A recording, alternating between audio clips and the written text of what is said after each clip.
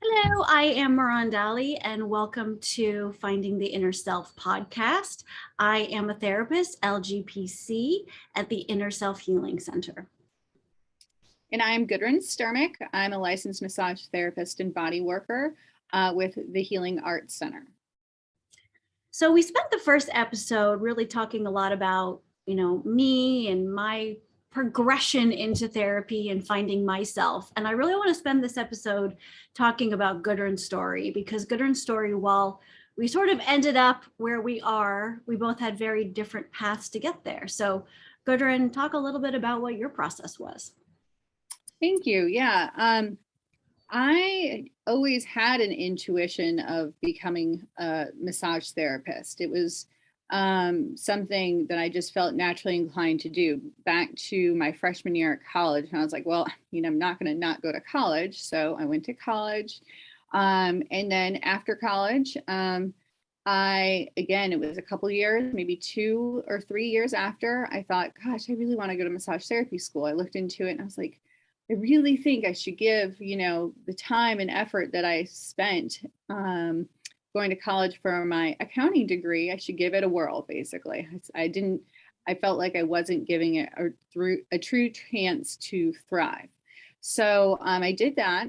And I'd say I was successful enough, to the point where, it worked in the corporate world. I was like, well, I can do this, but I was lucky enough to be let go of my job. I really wish I was let go sooner. But they gave me advance warning. They were actually quite a good company to work for. It's just the job was not what I wanted to be doing long term or even short term. So I went to massage school, and I just found a whole new way to learn about people. It was definitely a natural inclination for me to work with people physically. I wanted to help them release pain in their body. I, in fact, had pain in my body since I was around 13 years old. And I went to massage school somewhere around age 30. And no one had gotten rid of it for me. I'd gone to see people, and it just wasn't ever gone. And so finally, that's what allowed me to take things into my own hands. And so by working with my physical body, I learned that muscles are emotions. And so that is one way I really tapped into the incongruency going on in my own body. So as I released tension, I uncovered truer and truer parts of me. And then I started working with an energy worker. She was a Reiki master, and she was phenomenal. And I really want to say that led me to realizing I needed to get a divorce. And so thank you, Robin. And but what it led to was just a deeper understanding of myself. The way I worked is that if somebody had a suggestion to improve a situation, then I felt like I really tried to follow those suggestions. I understand I don't have all the answers, but what I realized is that things were not working in my marriage.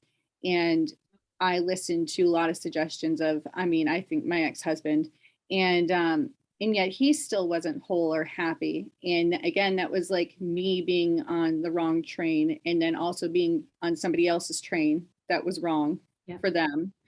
And it was just a mess. If you can imagine, it was just a jumble. It was not working. So it basically trial and error. A lot of times, you try things, and if it doesn't work, you can't keep trying it and expect a different result. People have heard that over and over now. But I really live by that. I will try something, but I'm not going to keep doing it anymore if it's not working. And so then I ended up working with the nervous system. Actually, myokinesthetic system is a nervous system treatment. And that was actually a huge impetus as well for me to understand the body further. It corrects and balances the posture. And again, muscles are emotions. So if you have tight muscles, it's basically stagnation of your body. Tight muscles are lack of blood flow, and lack of blood flow, again, that just is a stagnant area of your body, and it could be a stagnant area of your life then. Yep. We really truly are physical metaphors for our mental and emotional states. And so as I learned to take care of my body and basically release all the pain that I had for close to 20 years, I just grew emotionally as a person. And I left that. And it's, I continue to do it to this day. I still feel like there's way more answers to have out there.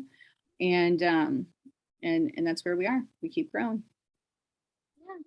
What I really love is that, for those of you who don't know, you and I met like the first day of seventh grade, right? And we just sort of like got along really well at that moment and kind of were side by side. And then life took us different directions for all those years. And I just think it's so impactful and so like universal divine timing that we, no matter what we kind of went through or how we went our different directions, that we're still sort of here together, but even stronger than ever. And that at the end of the day, we have very similar, we're back in this like sphere again together, which I just think is so amazing. And, I took a therapeutic route and you took the massage therapy route, but we ended up just back together again and even though what we do on a day-to-day is a little different, it sort of still has the same baseline, of, because I work a lot with the emotions, but I understand that it's all very physical, right? And that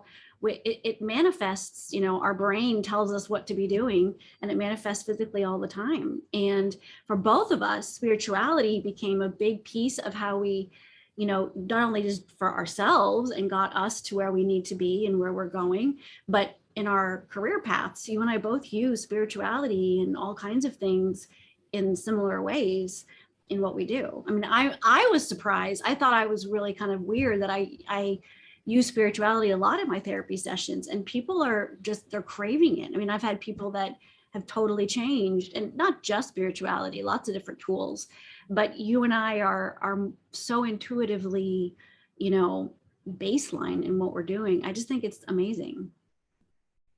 I agree. I think it's yeah, and just to with that parallel, I mean, I feel like your gifts or not recognizing your gifts were seen as ADD. Yep.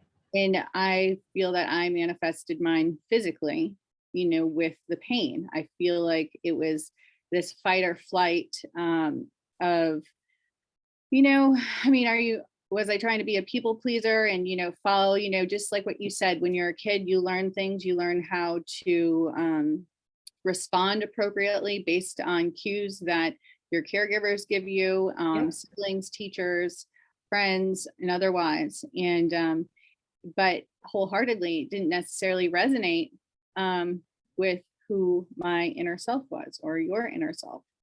And I feel like we came back together. I just think that there was a lot of subtle energy being picked up on both of us. Yep. And it's why we could have that divergent path and then come right back together. And sometimes I feel like our brain works as one, but I love it because I love learning a lot of things. And you got to learn all these other things that I didn't learn. It's really helpful. Yeah.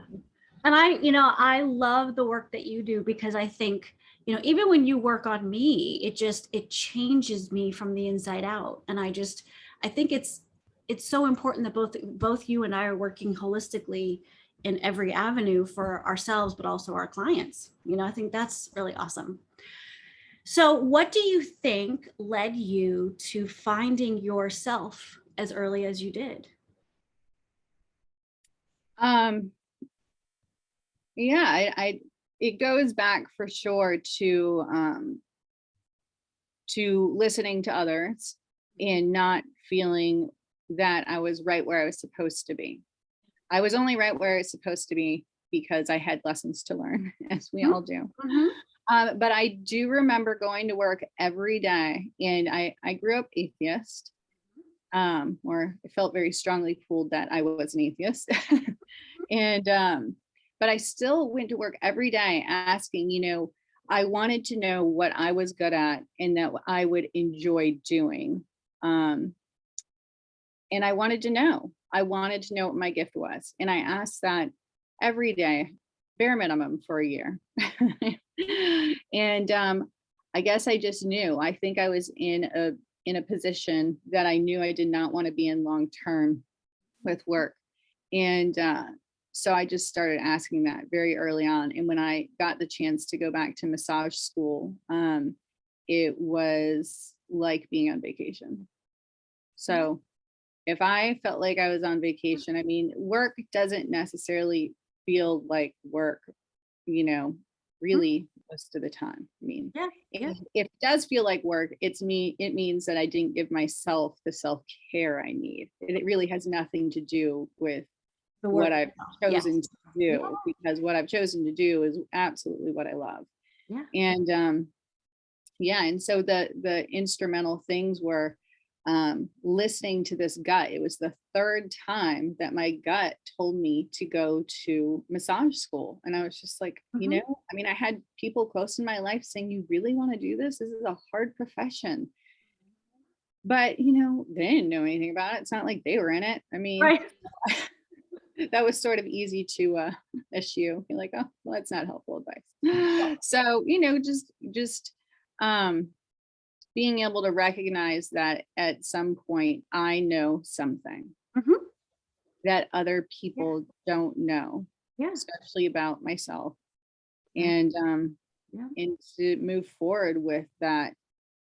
Again, I like to go back that it's really not just your gut. I feel like people's gut are not their full intuition. It's really a combination of their gut, their heart chakra being connected with the universe, Yep. and then their intuitive gifts being connected with the Mhm, universe, and mhm. letting that all come together as one. And I didn't know all that stuff then, but Yeah, I did, like you, had to have some trust and faith that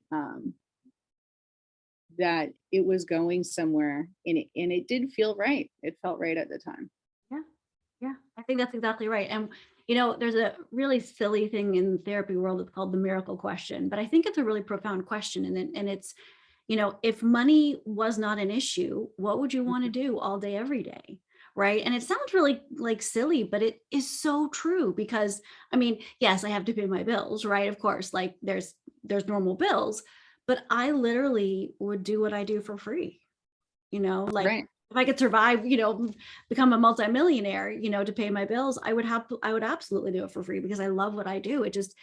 I love my work every day. And I know that you feel that way too. And that really gives us a good sense of what our soul purpose is, right? And I think we are all born onto this world with gifts, and when we sort of pull what resonates with us just naturally, we find it. Sometimes it's a lot sooner, or it's career, or sometimes it's just the hobbies or the kind of relationships or whatever it is that we like. But we know intuitively what we resonate toward. And when we ignore it, we sort of live a half life. And when we really acknowledge it and build a life around it, we become our best. And for both of us, it just naturally, the spiritual part, along with what we do for our clients, it all just resonated and kind of happened in a natural path for us. I was just very curious about it for my own survival of things that were going on at the time. And it totally changed my world, being able to understand things from a deeper perspective and really kind of have a collective experience, which helped a lot, and feeling less alone in the world by knowing that like the collective was going through these things together, and that there was these connections. And it just naturally resonated with me. I was just became really curious, and it was a big tool for me kind of going through stuff that I went through. So I think, in order to find the self, one needs to be aware that we are born into this world with gifts that we want to use. We want to see our best self, our gifts being used to change the world, or to change one person or one home, or one garden, or whatever it is that we're meant to do. It's making the world a better place. And that we can't stop wars per se, or stop all the things happening in the news, but for the few people that we touch a day, or the small things that we're doing on a regular basis to help somebody suffering, or to make them feel better, or to make things prettier and happier, whatever it is, that's our gift to make the world better. I love that. I mean, that's what brings us back to feeling fulfilled and whole. What I'd like other people to be able to find, some people don't know what their gift is. I like to have them acknowledge, maybe they go ahead and start a list, acknowledge. So Yeah. I feel like it really starts with Yep. stating things so Yep. that you can acknowledge it. So Yep. you can say, just simply, you can write down, I see that I like to do, for example, X, Y, and Z. Is there any exercises or anything that you have people do to help them fully uncover things like that for themselves? Yeah, one of the first questions I ask is, well, who are you? And every single time I can tell you that my clients will go, I don't know. And they'll tell me positions and roles, like I'm a wife, I'm a mother, I'm a whatever, career wise. And I always get these like outside titles, and I go, no, who are you? Right? Because we all have our internal strengths, our resources that we just naturally use. When something is happening, what are we using? Right? For you and I, it's empathic compassion, along with the logical side of our brain that allows us to sort of balance what's happening in front of us. But that's our internal strengths, and we all have them that just are naturally coming out, that we're not giving credence for when these things are happening. And so I always tell people, when you can give me a list of 5 things that you are, and you can feel like you're your best self, then you can graduate from therapy, because they all come in not knowing who they are. And Mhm. that is, and it's not who we are all the time. It's when we feel good and we feel safe and we feel positive that we are this way. The other things are sort of as we call the shadow side, like the things that we have to do to sort of survive, or to keep ourselves safe. I'm very empathetic and compassionate, and the shadow version is that I always want to do for everyone all the time so they don't abandon me, and so they all like me, and I'm a people pleaser, right? That's the shadow side, right? Like that's keeping me Mhm. safe in my relationships by doing and doing and doing. And what I realized, that I am still compassionate and empathetic all the time, even if I'm saying no, and I'm putting my boundaries, and I'm putting my own self-care first. And sometimes, a lot of the times, I'll tell my friends or family, like, I can't talk to you today, I'm too busy, I'm too exhausted from work, and I can talk to you later. Or if they need me to go do something, I'll let them know when I can do it, when I know that I'll have the energy emotionally and physically to do those things. And so the shadow side of that is always having to do everything everyone's always asking. And that doesn't mean that when I'm considerate of my own self-care and my own boundaries and needs, that I'm not a compassionate and empathetic person. Right. Right? And it's balancing, knowing what our gifts are, and that when we feel good and we acknowledge them, that we can be that in a way that Right. feels the best, Yeah, whatever. because otherwise our responses are really truly fear-based. Yep. It's what's going to happen if I don't do this? Exactly. If I don't respond the way they want me to respond, or if I don't Exactly. get this done when I'm supposed, it's Yep. really a Yep. lot of things, deadlines are very fear-based. What Yes. happens if I Yes. don't get this done?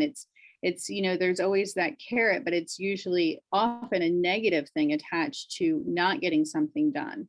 So Mhm. that basically breeds a fight or flight Yes. response on a Mhm. very regular basis. I Mhm. found that people just being analytical, just answering a question, Mhm. puts them in just a small arousal state of being in fight or Yeah. flight. Yeah. And if we're not in our rest and digest mode, Mhm. then we're not healing. And if we're not healing, typically we don't have enough clarity to allow ourselves to see situations um, for the right path forward for ourselves. So it all goes back. It's like these constant, circles, they're overlapping. Mhm. How do you not be in your sympathetic nervous system? How do you get to be in your rest and digest? How do you not have a fear-based response? How do you know your inner self? Well, they're all really one and the same. Yeah, exactly. terms of Exactly. Yep. if you're having to be a goal-oriented person, then working on those symbiotically um, is what really allows you to have your clarity and your intuition that's helpful to move forward on your true or soul path. Mhm. So I think it might be helpful at this point because we keep mentioning fight or flight. And I think a lot of people may understand that as a like a big baseline, but I don't think people understand it from a day-to-day perspective. And so I want to sort of go into that a little bit of what it is from my perspective and what I know, and then I want to hear how you know it and what it Ew. on your side. Okay. Yeah. So fight or flight is basically, and I know it sounds cliche, but even so, when our brain sees something, hears something, our senses, then the reptilian part of the brain sort of clicks on and goes, oh, it's a threat, right? It's like, oh, bear tracks, poisonous berry, whatever it is, be aware. And that's what our body is used to doing, just like the reptilians, it's sort of very baseline. And that happens in 1/50th of a second. So the frontal cortex, the other parts of the brain that are analyzing what's going on and what's going on around us, they sort of begin to quiet down, right? Because if you're thinking about fighting a bear or running away from a bear, what does your body need, right? So the neurons kind of go, okay, fight or flight mode, and then all the chemicals go into your body, which like makes your pupils bigger, makes your heart race, makes you have more oxygen, sends sugar to your muscles so you can run and fight more, right? And then when the same thing happens in reverse, when there's no threat around, then we see it or we hear that we're safe, or whatever the sense is that you're using at the time, then the brain goes, oh, okay, we can go back to homeostasis, and then it sends all the chemicals into the body to go, okay, we can now go into normal because the threat is gone. And what I think is interesting is that when we talk about the fight or flight, it really is survival. We talk about bears and poisonous berries and lions and that kind of stuff.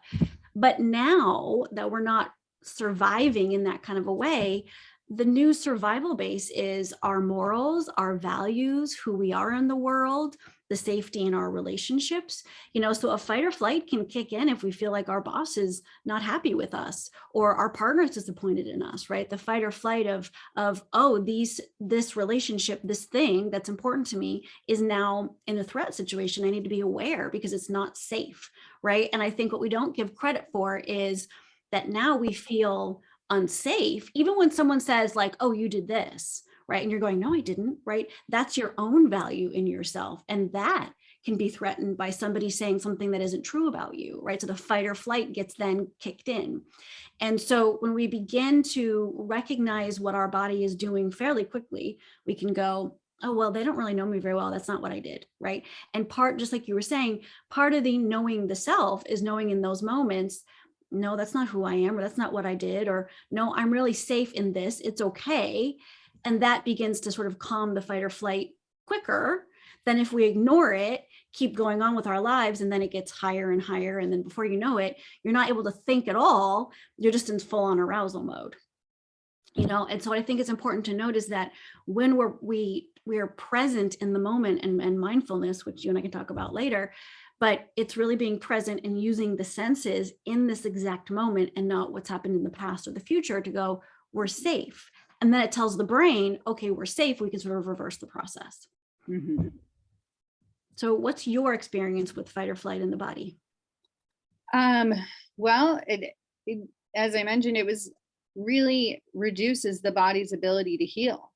Yeah. So when I help people get into the rest and digest mode, I hear their stomach gurgling. People are always like, oh, sorry, I just ate, or I'm hungry. But it's actually a response I'm not necessarily eliciting, but it is your body. I provide a stimulus and your body reacts accordingly. So if I'm doing something that is makes you nervous, Mhm. you're not actually going to heal. And it doesn't even have to be a full-on nervous. It could just be maybe even too much pressure. We've all gotten a really deep tissue and you're like, it kind of felt good at the time, but were you really truly relaxed at that moment? Yeah. So when I work with the body, sometimes the lightest of touch is warranted to work on people who are sort of these go, go, go people, which I'd Yep. say most of my clients are. I find that the Mhm. world has put Yep. all these demands on us, or we've accepted what we think of as demands from Yeah. daily Uh-huh. life. Mhm. So our daily life is providing an environment that is making us be in a heightened state of awareness. And I like you say, it can be something we hear, we can see. I mean, maybe it reminds us of, another situation. So then we Yes. respond the same way. Yes. We're very Yes. much creatures of habit. Yep. So to undo that response, I'm trying to get you in that parasympathetic nervous system, the rest and digest. Mhm. You are basically not healing until you are truly in that rest and digest state. So many people have such a baseline of stress in their lives that even when they're sleeping, they're like, I get up 2 to 3 times a night. Well, if you were truly in that rest and digest mode, your body would shut off those functions. Exactly. You wouldn't have to get up to go use the bathroom or Exactly. wake up from a noise. Yep. That, again, that habitual response. What is that? Yep. You would be sleeping deeply enough to recognize that you are safe. In of course, we want you to be in a place where you would be sleeping safely, first of all. Um, so the rest and digest mode is the goal always, so that we get out of our heightened state of awareness. And that is what brings along the clarity that I mentioned, and the quietness and our ability to listen Mhm. to what the universe is trying to tell us, if you will. Yep. Um, or listen internally, however you want to look at it. It's really, there's no right or wrong there. It's more about feeling the calm so that you can listen. Exactly. Exactly. And I think it's really important that when we really know our own bodies, when we're present in our bodies tell us. We just Mhm. don't listen because we feel like we have to do certain things or ignore it or get through things or make people happy or do certain things at a certain time to be safe. And the body is always telling us when we're not okay or when something's off. And when we are listening, we're at a better state of calm, and being able to listen to what we need. And then from there, figuring out sort of what it is we need in those moments for ourselves. So give me an Mhm. example that you give to your clients about that. About being in how to get to a state of calm, or How to recognize what they need in the moment for themselves, for the self. else. So I really like the I feel statements. Mhm. Um, Most people aren't even recognizing the fact that they're having these emotions, and Yep. then it becomes really a big jumble tangle um, of things that they have never unpacked or don't even know how to begin to unpack. Yeah. So I Yep. like to start with something really simple. And these are sort of, I like to call them throwaway statements. It's really not something I meant for you to keep in your journal, because you're trying to release these emotions. Muscles are emotions and we store them in our body. So as we say these I feel statements, which is considered temporary. If you say I am angry, then you're trying to permanently create your state of being. Yes. So you say I feel. So I feel angry that my toast burnt this morning. That just really might get you that day. And then you go under and say, I feel angry that I got distracted by my kids, and then therefore my toast burnt this morning. Mhm. I feel angry that my husband wasn't there to take care of what my kids were doing, so then I burnt my toast. Mhm. I feel angry because I don't feel supported by my husband. Yeah. And that's how you get to the Yes. root of it. Yes. So why are you really mad about your toast being burnt? And that was just a Exactly. really simple, quick one, but sometimes that's truly all it takes. And then you Yes. can Yep. unpack further. You can Yep. say in the ways that you feel unsupported. And then we go into that's level one. So Yeah. we can stop there. But just to mention, level two would be communicating that. Mhm. If your partner isn't recognizing it or acknowledging it, or if you're not even acknowledging it yourself, Yeah. You Yeah. know, you say, I feel that I put too many things on myself Yep. so that I feel like I'm racing around all morning. You can Yeah. start there. It doesn't even Exactly. have to be about what somebody else is doing. It really goes back to, did you remember to give yourself the self-care? And Mm. then you can address if those around you are giving you the support Yep. for the self-care that you need. Yeah.